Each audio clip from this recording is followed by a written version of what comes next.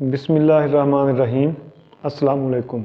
अज़ीज़ तलबा, टॉपिक की तरफ आते हैं हम। क्लास सेकंड ईयर, पाक स्टडी और हिस्ट्री तीनों में ये टॉपिक मौजूद है। मिसाख लखनऊ। मिसाख लखनऊ के बुनियादी नुकात की तरफ हम आने से पहले दो बार रूशी पढ़ते हैं। बिस्मिल्लाहिर्रहमानिर्रहीम। अल्लाहुम्मा सल्ली अला मुहम्मदिन व अला आलि मुहम्मदिन कमा सल्लैता अला इब्राहीम व अला आलि इब्राहीम इन्नका हमीदुम मजीद। अल्लाहुम्मा बारिक अला मुहम्मदिन व अला आलि मुहम्मदिन कमा बारकता अला इब्राहीम व अला आलि इब्राहीम इन्नका हमीदुम मजीद। अल्लाहुम्मा बारिक अला मुहम्मदिन व अला आलि मुहम्मदिन कमा बारकता अला इब्राहीम व अला आलि इब्राहीम इन्नका हमीदुम मजीद। अब एंट्री हो जाती है मुस्लिम लीग के अंदर अजीम लीडर कायदे आज़म मोहम्मद अली जिन्नाह की। कायदे आज़म मोहम्मद अली जिन्नाह 1913 में मुस्लिम लीग में शमूलियत इख्तियार करते हैं। तो कायदे आज़म की कोशिशों से कांग्रेस का और मुस्लिम लीग का अजलास एक ही दिन 1916 में केसरी बाग में लखनऊ के मुकाम पर केसरी बाग में शुरू होता है। तो मुस्लिम लीग की तरफ से सदारत करने वाले हैं पूंजा जिन्नाह के बेटे मोहम्मद अली जिन्नाह और हमारे कायदे आज़म मोहम्मद अली जिन्नाह, और कांग्रेस की तरफ से मौजमदार। अब सदारत हम देखते हैं। सदारत मुस्लिम लीग की तरफ से कायदे आज़म, कांग्रेस की तरफ से किसने सदारत की? मौजमदार। तो इन दोनों का अजलास स्टार्ट होता है। तो अजलास में जो नुकात तय पाते हैं उन्हें कहते हैं मिसाखे लखनऊ के बुनियादी नुकात। सबसे पहले पॉइंट है जुदागाना इंतखाबात।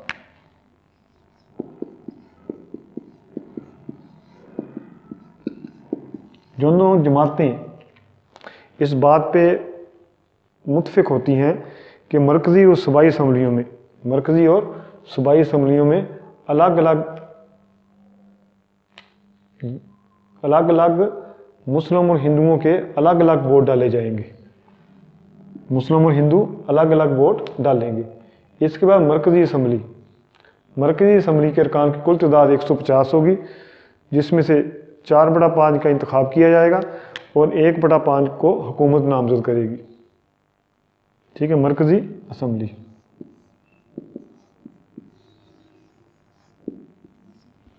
बल्कि हाँ, मरकज़ी असम्बली के अरकान में क्या होगा जी?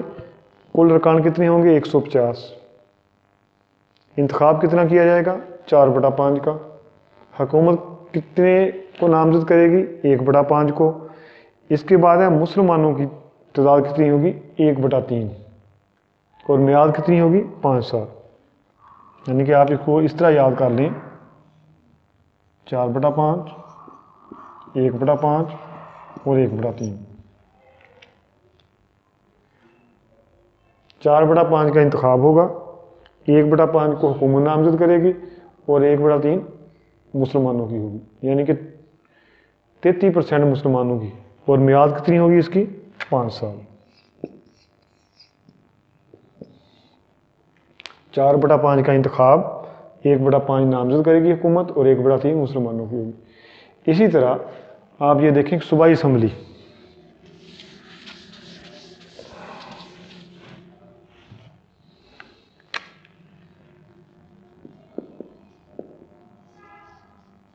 सूबाई असम्बली में भी आपने सेम तरीका लिखना है। 4/5, 1/5 और मुसलमानों की इसमें कितनी होगी जी? मुसलमानों के लिए इन्होंने अलग अलग बताई हैं, तो वो मैं आपको बता देता हूँ।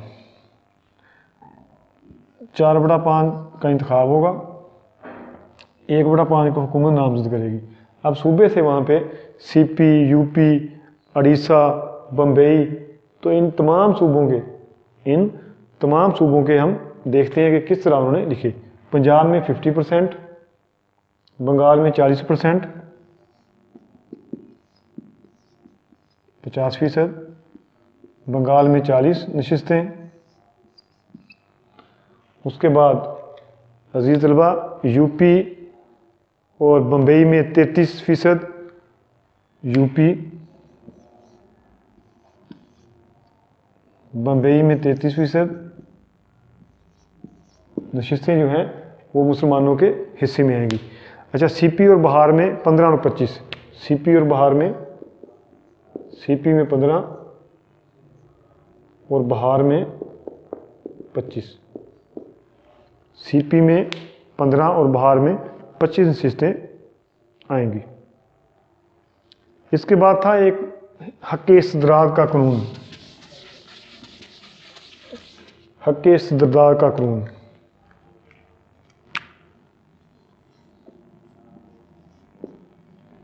इस्तदराज ये था कि जब तक किसी भी फ़िरके के मतलब कि फ़र्ज़ करें कि सुन्नी और शिया फ़िरका है, तो अगर शिया को कानून लेके आता है तो जब तक सुन्नी उसकी 3/4 अक्सरियत जो है उसके हक़ में फ़ैसला नहीं देगी, तब तक वो ईवान में पेश नहीं होगा।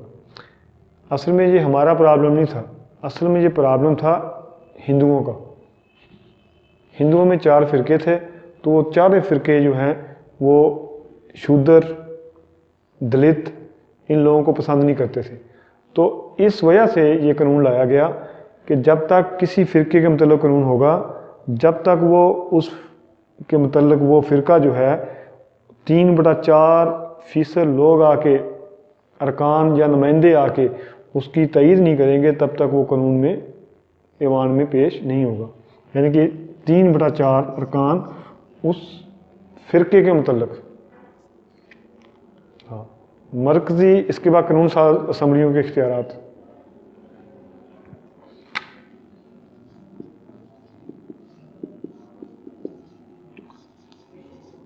कानून साज असम्बलियों के पास इख्तियारात क्या थे कि इनकी इख्तियार में इजाफा कर दिया गया, मालियत पर कंट्रोल दे दिया गया, मालियत के कंट्रोल के साथ साथ अरकान को ज़िमनी सवालात पूछने की भी इजाज़त दे दी गई। सूबाई असम्बलियों में नुमाइंदगी, सूबाई असम्बलियों में नुमाइंदगी जो थी उसमें भी क्या किया गया जी कि अच्छा, इसकी कानून साज असम्बली की समझ लग गई। कानून साज असम्बली के इख्तियारात कि कानून साज असम्बलियों को मालियात पर इख्तियार दिया गया, इंतज़ामी मामलात पर इख्तियार दिया गया और अरकान को ज़िमनी सवालात पूछने की इजाज़त दी गई। इसके बाद मरकज़ी इंतज़ामिया में नुमाइंदगी। मरकज़ी इंतज़ामिया क्या होती थी? एक गवर्नर होता था। गवर्नर जो है वो पूरे मरकज़ को कंट्रोल करता था और जिसका तकर्र बरतानवी हुकूमत करती थी। ठीक है, जिसका तकर्र बरतानवी हुकूमत करती थी। तो इंतज़ामी कौंसिल में 1/2 अरकान बरसगीर से होंगे, 1/2 अरकान बरसगीर से होंगे। गवर्नर उसको कंट्रोल करता था, लेकिन उसके अरकान जो आधे अरकान बरसगीर से होंगे। इस तरह सूबाई असम्बली का जो सूबाई इंतज़ामिया का जो गवर्नर होगा वो भी, उसको कौन बनाएगा? उसको भी बरतानवी हुकूमत जो है वो तानियात करती थी, तो उसका ताल्लुक भी उस सूबे से होगा। सूबाई असम्बली, सूबाई इंतज़ामिया, ये मरकज़ी इंतज़ामिया, इसका सरबराह कौन होगा जी? इसका सरबराह भी गवर्नर होगा और इसके भी 1/2 अरकान, 1/2 अरकान उस सूबे से होंगे, उस सूबे से। मतलब अगर बंगाल की सूबाई इंतज़ामिया है तो बंगाल का सूबा होगा।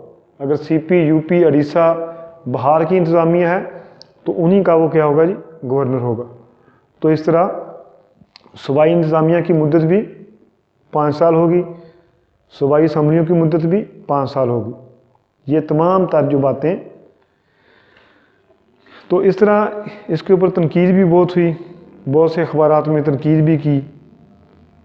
तो अल्लामा डॉक्टर मोहम्मद इकबाल, चौधरी खलीक़ुज़्ज़मान, मौलाना ज़फ़र अली ख़ान और बंगाल के रहनुमाओं ने इसे मुसलमानों के मफादात के मुनाफी करार दिया। बरसगीर के इतदाल पसंद सियासतदानों ने इसके ऊपर खुश आइंदगी का इजहार किया। तो अज़ीज़ तलबा, ये था मिसाख़ लखनऊ। इसको आपने याद कर लेना है। अगर वीडियो को आप एक दो दफ़ा देखेंगे तो ये आपको याद हो जाएगा। मैं अब आपको शार्ट पढ़ा रहा हूँ ताकि आप जल्द अज जल्द इसको याद कर लें। तो अज़ीज़ तलबा, प्रोफेसर रऊफ़ को इजाज़त दें। अल्लाह हाफिज़।